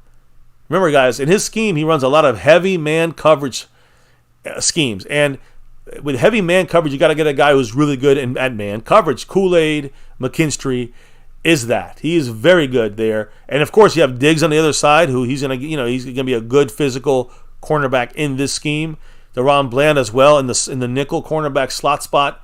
This would be one of the most impressive trios in the NFL, even with one guy being Kool-Aid, McKinstry from Alabama, a rookie, right? He'd be a starter on the outside. On the other side would be, 4-year guy Trayvon Diggs, or 35-year guy, 50-year guy Trayvon Diggs, and then third-year guy DaRon Bland. You know what I'm saying? So that a very young core of guys that could be considered one of the best in the league when it comes to cornerback. And this is where Mike Zimmer has his specialty. So whether it's Gilmore as the third guy, or you go all in on this Kool-Aid McKinstry, these are options for the Cowboys to help that cornerback spot. If you're going to go, whether it's again free agent or you're going to go to a starting point, you got to be a starter, right? When you draft, when I'm talking about these guys, you can't draft all these guys.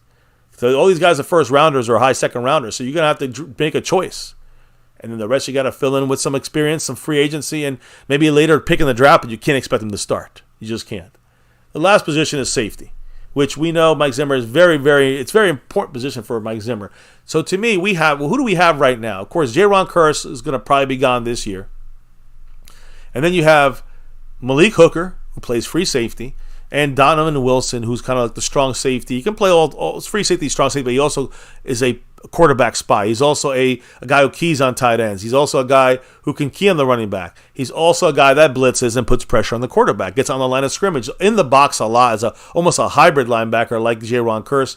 So that is the guy you'll see like being used like Harrison Smith was used for Mike Zimmer in Minnesota.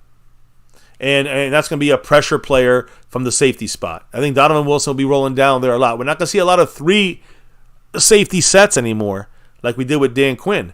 We're going to be not running the heavy nickel. We're going to be running more of a normal nickel defense with 3 corners and 2 safeties. So to me, if you're running 2 safeties, I think Donovan Wilson's right down Mike Zimmer's alley. Malik Hooker is with the team, and he'd be unbelievable depth. But if we were able to go all in on a free agent in the safety position that would really help that free safety spot, it's got to be Antoine Winfield Jr. from the Tampa Bay Buccaneers, a free agent right now, guys. He, again, still can be the recipient of a franchise tag, so this could take him out of the mix. But if he's not tagged, this is one of Mike Zimmer's favorite guys because safeties, corners, very important how they play and have to fit his scheme. And this is very important for Mike Zimmer. So Antoine Winfield, again, would be atop Mike Zimmer's wish list at safety. And according to most people, he's one of the best young ball hawking free safeties in the entire NFL. And it would be again, we like Malik Hooker. This would be an unbelievably huge upgrade at free safety. Do we need it? Maybe under Dan Quinn we didn't. We ran 3 safeties. But do we need it with Mike Zimmer where he needs the most out of these guys? Maybe you do. So to me, right there, Antoine Winfield Jr., if you don't get tagged in Tampa, keep an eye on him as a Zimmer target, one of the big spending guys. If this team's going to truly, I'm talking to you, Clown Show, if this team is truly going to go, quote unquote, all in, Jerry Jones said, right? If they're going to truly go all in, then you got to spend big on one of these guys, on one of these positions. You're going to have to put in $10-12 million. You know what I mean? I think that's just the kind of the obvious thing there. If you're going all in, not going to win it with Malik Hooker necessarily back there. Or we could on a different scheme possibly. Now you look at the draft. You got Javon Bullard from Georgia. So again, this guy here, if you go through the draft for the free safety, kind of just overall safety spot, Javon Bullard is one of the top ranked safeties in the 2024 draft class, one of the better all-around safeties in pass coverage, but also very good in run support. And again, the thing that's good about Javon Bullard is that his scheme, he would fit the scheme of Zimmer, but you have to learn it, so it might take a little more time. Zimmer has a very diverse scheme. And with that ability to be diverse, by the way, Eric Johnson, welcome. to MCF here. Welcome to the family. Appreciate you and Go Cowboys. As we're almost at 30. Yesterday we hit 33,000 subscribers. We are like 150 away from 34,000 subscribers. So, man, growing like a moth in a cocoon. Anyways, thank you and welcome to the family. Zach Luna's down to 18 points, by the way. That's in danger zone right now. You're under the 20. You're in the red zone. That could be taken with a Tony Pollard drop right there. So Javon Bullard is a guy that, he's diverse in his safety ability to cover and run support. He can play free safety, strong safety. He would challenge for a lot of playing time early on as a rookie with the Cowboys at safety. And no J-Ron Curse. He'd be battling Donovan Wilson, Malik Hooker back there. So, again, Antoine, I just like this. If you're all in, you want to get the veteran guys. But obviously some of these guys you might have to pull a draft pick with. And some of these guys you just got to pay the money with. You know what I mean? So when I look at Antoine Winfield at safety, Stephon Gilmore at cornerback, which is a cheaper pickup there, $7 million, $8 million, let's say. Even cap hit would be maybe less. But Daniel Hunter, out of the question, is he cannot be afforded. He's not affordable. Grover Stewart, though, is. And when you look at these are the guys now, I'm just saying, in the NFL, as far as veterans, Frankie Louvu, another guy who would be affordable, but you can only get, let's say, Louvu at linebacker or Grover Stewart at defensive tackle. I would do this. I'll say what I'll do in a minute because Randy Stites said, hold on. Another 1-2, J. Lou. Dollar holler. J. Lou, who is a free agent, so we'll be changing that to whoever takes number 2 this year. Much love to Randy Stites. Appreciate you. He said, I like Cameron Kitchens out of Miami. Again, we'll do more draft stuff here, Randy. Definitely every day we get a little more drafty here at MCF. But I still worry about the coaching staff. Still got to get figured out. We're not fully done yet, almost done.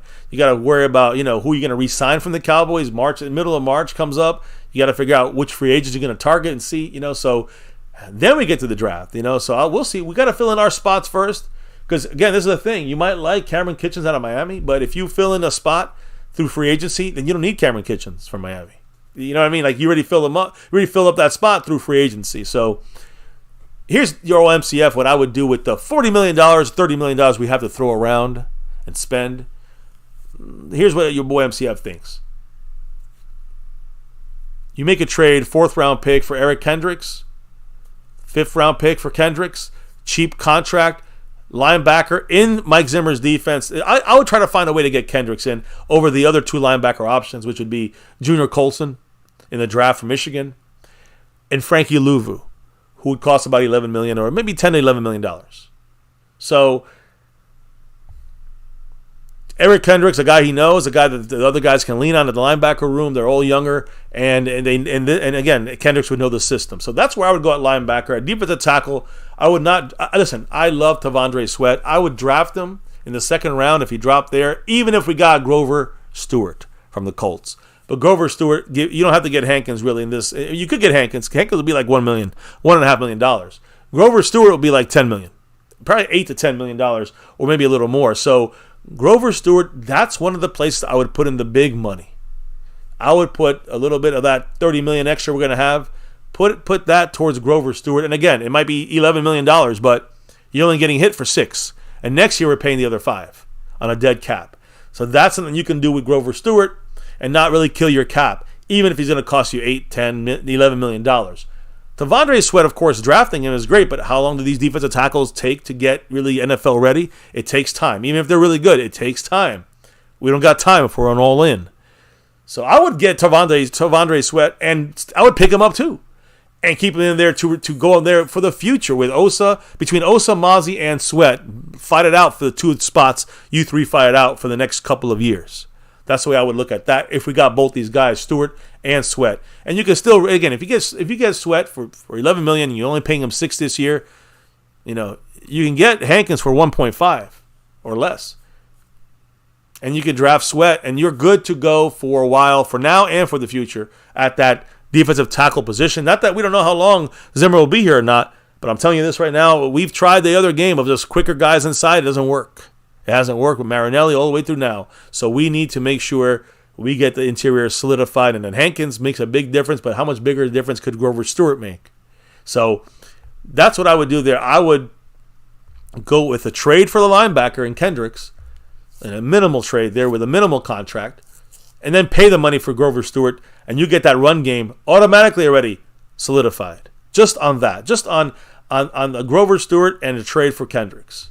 You're good there. If you want to pick up T'Vondre Sweat, awesome pickup for more of a future thing there. Now, the edge rushing spot, do we have to get an edge rusher? It's not really to replace DeMarcus Lawrence or Micah. It's more to replace the guys like, what's his name? They went to, Dante Fowler and Dorrance Armstrong. Both these guys are free agents. To me, the next guy stepping up is Sam Williams. So I'm not going to spend $28 million on Daniel Hunter, no matter how good he is. And even though, and again, we can still pick up, there's other guys out there at edge that we can sneak in there and put on this team. I'm sure we could even re-sign Fowler if we wanted to. I'm saying there's guys we can get back on this team that would not be costly, or get new guys on this team that's not that costly to do the 4th and 5th pass rushing spots and 6th. Especially when you think about, we'll probably still keep a couple of our other guys. And you can still draft the guy, too. And I don't know about drafting. That's the thing. Darius Robinson could be the guy, like I said. Very good player. But this is where I think that at the edge, we are kind of... Sam Williams is the guy. I got to put the trust in Sam Williams. And I got to trust that Zimmer is going to instill the discipline that Sam Williams needs to be successful with this team. Because right now, he's teetering on danger zone. Cornerback is easy. I'm not going to draft Kool-Aid, although, that'd be a first-round pick at a cornerback spot. I would rather pay the $7 million and get Gilmore back. Fits Zimmer's scheme. The team knows him already. We're good. That's an easy one for me if you're going to go corner. I mean, I love Jalen Johnson. I'm not going to double the pay there. So, again, in a rational way, Stephon Gilmore. We're kind of good at edge for the most part. Get a couple lower key guys. At tackle, you give the money to Grover Stewart, and you throw in a couple more, another $1.5 million for Hankins. And at the linebacker spot, you can draft the guy, you can do this or that, but you got to make a trade for someone like Eric Kendricks if you want to solidify this defense for Zimmer and making his team on defense more elite and consistent. We were elite against the shitty teams. Let's be elite and consistent against good or bad. When it comes to safety, again, this is one of those kind of interesting situations for me where I think safety is something we don't have to draft right now, and we don't have to spend the big bucks for Antoine Winfield Jr. He'd be great. But Malik Hooker does enough of a good job, I think, to retain his job, and it really more depends on how does he fit with Zimmer. So Malik Hooker, Donovan Wilson, I'm happy with them for now for 1 year. And we can definitely, we got other guys like Wanye Thomas. We got other guys in there like Marquise Bell. We got other guys in there like Israel Mukuamu. So we're deep enough. You're not going to have all-stars down to your 5th and 6th safety. So to me, there we stay pat there. Javon Bullard, I would not waste a high draft pick on him. So it comes down to easy, simple things here. Stay pat, stay the same at safety. Other than some lower level guys, maybe if you want to make a move there, you stay the same at edge rusher. For the most part, you make some lower level moves there. Cornerback, you go get Stephon Gilmore, $7-8 million. No more than that. Grover Stewart, you pay the 10-11 for him, and you get him in there as your nose tackle, defensive tackle. You can also draft T'Vondre Sweat in the second round if he's there. Linebacker, you go with the trade in Eric Kendricks. And now you got a team, guys, that is Mike Zimmer ready, scheme-wise, personnel-wise. And, hey, that only means that, if it's going to take to week 3 or 4 for us to see this defense out there looking better, it'll take a couple weeks earlier if we get these guys in here. These guys that know the system or fit his system right, it'd make it even that much easier to be sure to get, everyone caught up to speed quicker than not. We don't want to have a Mike Nolan situation happen in Dallas, which would happen if the players do not understand the scheme. If they don't understand, they don't catch on to the scheme fast enough, then that would be a bigger issue, a bigger problem, right? So, yeah, let's see here. What we got here in the house? I'm going to go through some comments here real quick, and then we'll go from there. Let me see here. Got the Wagner stuff here. Matt Batten gets Stewart at defensive tackle, the best player available in the draft. Boom. There you go. That's why I'm with Matt Batten there. Mike Aldana said, speed up the learning curve on defense. That's what it does by bringing in these guys. Mike Aldana, I think you're agreeing here. Bring in some of these guys. That's what I said. At the end, you get a better product sooner. when you get the guys that already kind of know the scheme, know the system, and fit the scheme. That's one of the things that we didn't do with Quinn. And I don't know if that's on Quinn. It's on Stephen Jones, I think, more. I'm with you, Matt Batten, on Hunter. Not a big fan as far as the money, but he's a great pass rusher. Let me be real about that. Sam Williams is a knucklehead. Daniel Park, I agree. But Mike Zimmer is supposed to be one of the harder coaches out there. He's prided on discipline. Let's see it happen. It's time for some discipline for Mr. Sam Williams. Now, Batten said bring back Gilmore. I don't think he's been great for us. That comes down to more if Zimmer wants him back or not. I'm hearing he will not be back. So again, I'm sorry. I'm thinking Gallimore from the defensive line. Yes, Gilmore. Yes, we agree there. I don't know why I said Gallimore. Yes, Matt Batten, I agree. Gilmore, I don't know if he's great, but he's definitely can do the job. He's a veteran guy. He'll be better if you have knock on wood, Trayvon Diggs at full strength, Deron Bland and Stephon Gilmore. That all know the scheme. Well, then it's going to be a better cornerback crew than last year if they can last more than 2 weeks. And then and Thomas is talking about Kool-Aid from Alabama. Yes, Juan Carlos in the house. Matt Batten said, I'll be fine going safely in the draft. It's got to be cheap. Safety in the draft got to be cheap. Yeah, but you can't use an early round pick on a safety. And I just know not to expect that because the Joneses won't do it. We know this. Matt Batten wants to. I want proven guys at defensive tackle. Agree. We need weapons on defense. Load the defense up. We just don't have a lot of draft picks this time around. So that's going to be, if you're going to trade for Kendricks, like I'm thinking, that's got to be like one of these. Okay, this is an all-in year, so you're going to spend a little more for Grover at defensive tackle. You can spend a little more and use this draft pick for now, for a guy that's going to help us with Mike Zimmer now. So that's why I say Eric Kendricks there. Matt Batten says Sam Williams needs to grow up, stop making bad penalties. Exactly what Zimmer is here for, right? Matt Batten said if you're going all in, if Jones are serious, get Stewart. Grover Stewart, proven linebacker, go safety in the draft. At worst, you go safety in the draft. John Womack in the house, much love.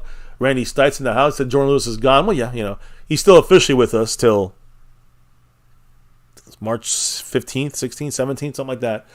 And then the contract is over, and then he's a free agent officially, Jordan Lewis. But yeah, he will be gone. But right now, he still owns that number 2. Matt Batten said, I like Thomas. He's great last season. I forgot about him. There you go. So there's a lot of options, guys, that we just discussed. As Modia said, Malik Hooker ain't no Winfield Jr. Oh, yeah, I know that. Now, Winfield Jr. creates turnovers.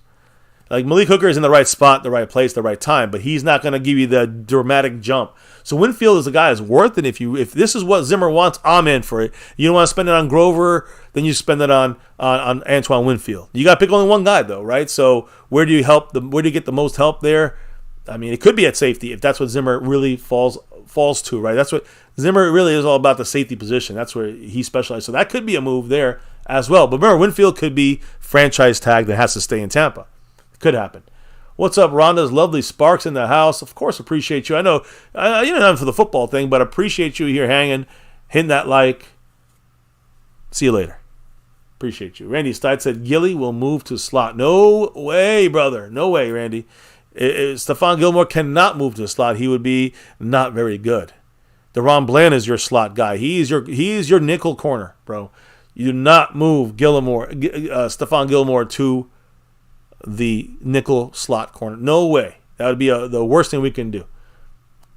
I see Annan in the house. Anonymous.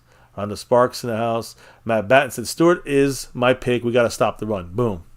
That's it. That's kind of where I'm leaning towards over Winfield because we have good enough safeties. We really don't have good enough defensive tackles to stop the run. One tech types. That's why I'm like that. So I shouted everybody out on the bottom of the screen here. Let me shout out Ganja Man, Lost in Translation Podcast, Drums and Cowboys, Wilson Santiago, Toxic Gaming, Captain America flying on in here. Asmodeus, of course. We have Stephen White, Mike Aldana, Randy Stites dropping the love as well as the knowledge. Azteca Aguilar. There you go. Clarifying the Eric Kendricks trade there, yeah, from the Chargers. That's where I think one of the best moves you can make. Big D in the place to be. Jera Jones here with us. Marco San Juan. And that's as far back as I can go. Daniel Park. Juan Carlos. Thomas Garrett Jr. Spot, can you save me? He said, Chan Gailey, thank you. I always forget that goddamn guy. Chan Gailey. Damn, I can't. I would say Chad Hennings, which is the guy. He played on our team. He wasn't coaching. Let's see. Are we done here? We caught up. John Womack, Randy Stites, Asmodeus, Matt Batten, Rhonda, Anon, Meatball Ron observing here with us. Ganja Man saying peace. Thomas Garrett, the superior Garrett, said you move Bland back to the slot. Correct. No question. I know. I think that Randy Stites a little confused there. There's no way you put Stephon Gilmore into the slot cornerback spot.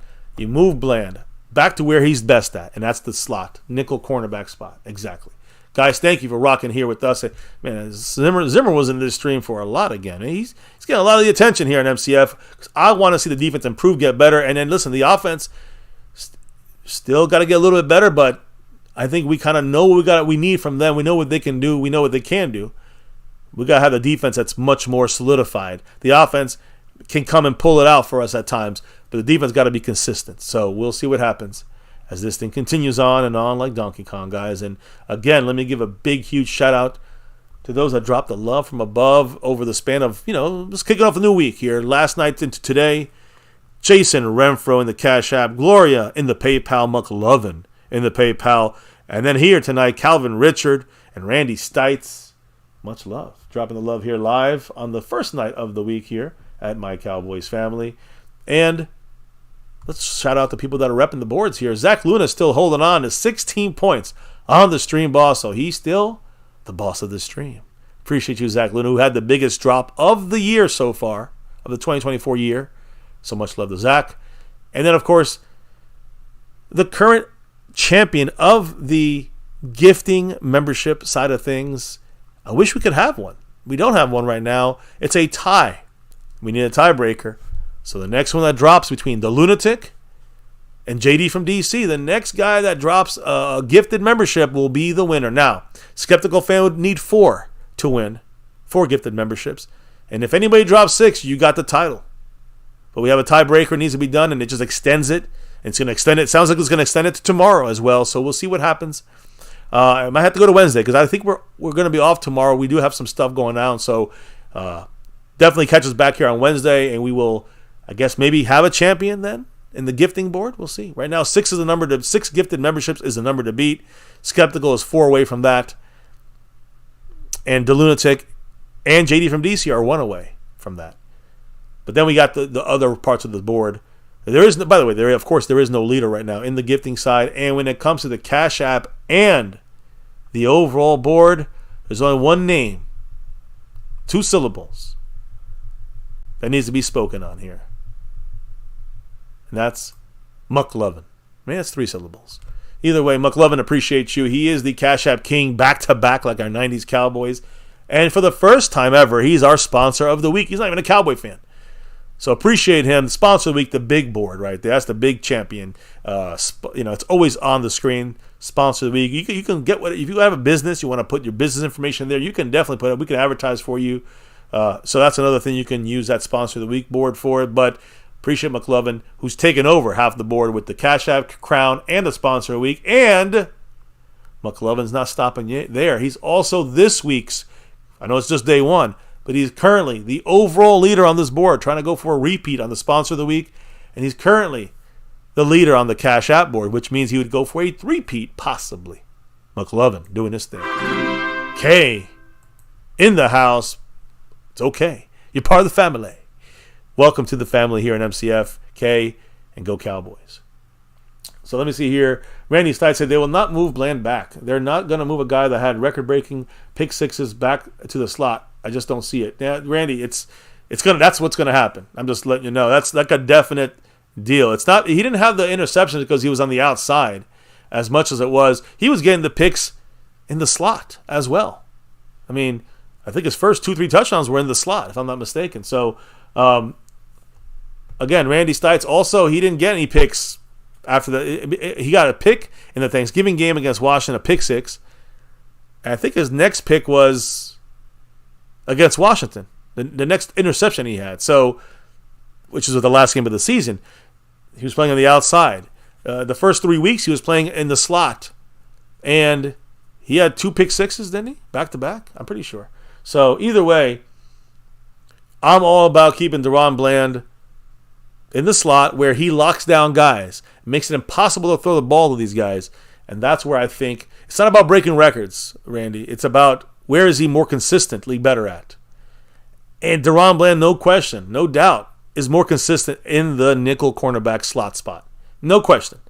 And not only that, it's another thing you got to remember, Randy. If the Cowboys re-sign Gilmore cannot play in the nickel cornerback slot. He's not going to be playing in the slot. So that means DaRon Bland has to play the slot.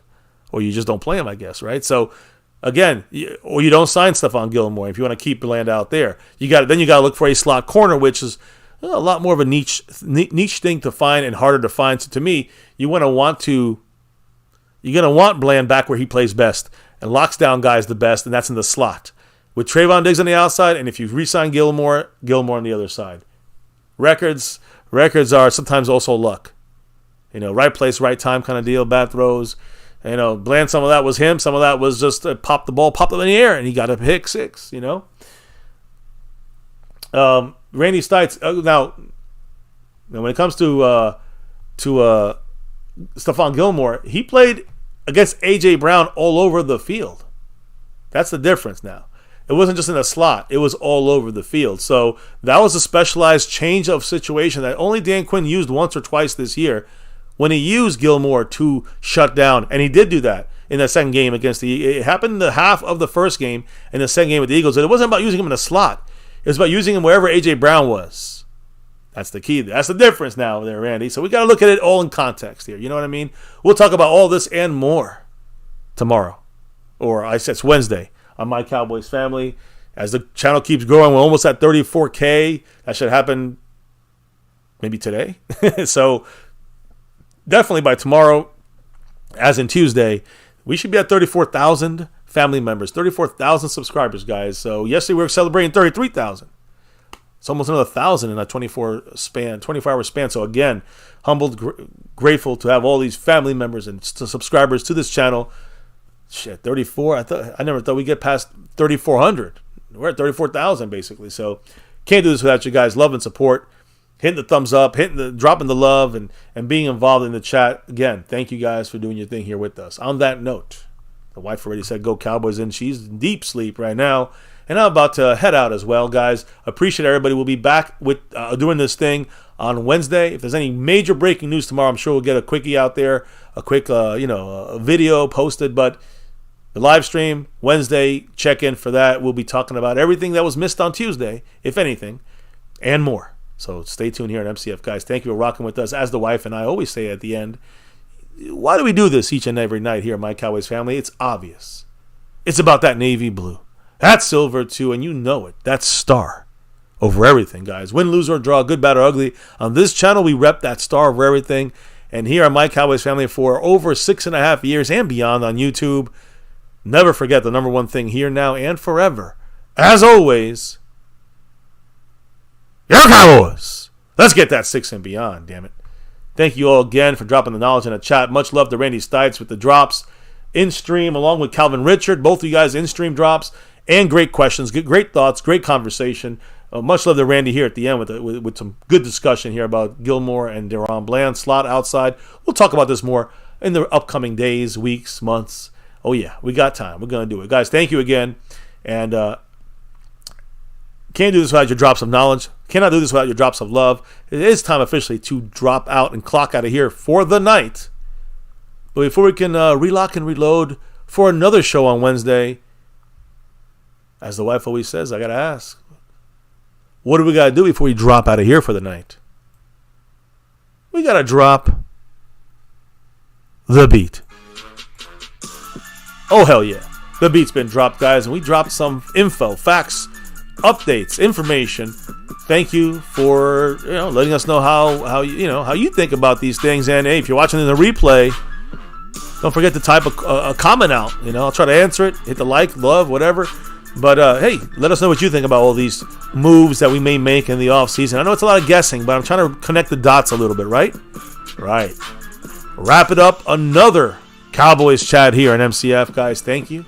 Talked about Jimmy. We talked about, is he really an advisor? Check it out if you didn't know. He's not an advisor, guys. It was more of a joke. But linebacker, we're looking at that question mark. Tyron Smith, we talked about his cap rollover money, dead cap from him and Dorrance Armstrong. Jerry's got to be ready to go all in if he's really, truly serious. And Zimmer, you're going to need a couple of his guys in the house, right? Yes. Right here on MCF, it's about that navy blue, that silver, to that star over everything, guys. Never forget the number one thing right here, my Cowboys family. Much love to everyone in the house, all of you in the house tonight. Cannot do this without you all. Hit that like button if you haven't yet for the stream. Make sure you hit subscribe and join the family. Hit the notification bell to all videos so you know when we're going live. You can also check us out on Discord, but mainly at My Cowboys Family on Twitter, X, or all social media. Check us out there, guys. All the information is in the description. Have a safe night. We'll see you back on Wednesday. Have a good one. Peace out. Oh, yeah. And never, ever forget, Go Cowboys!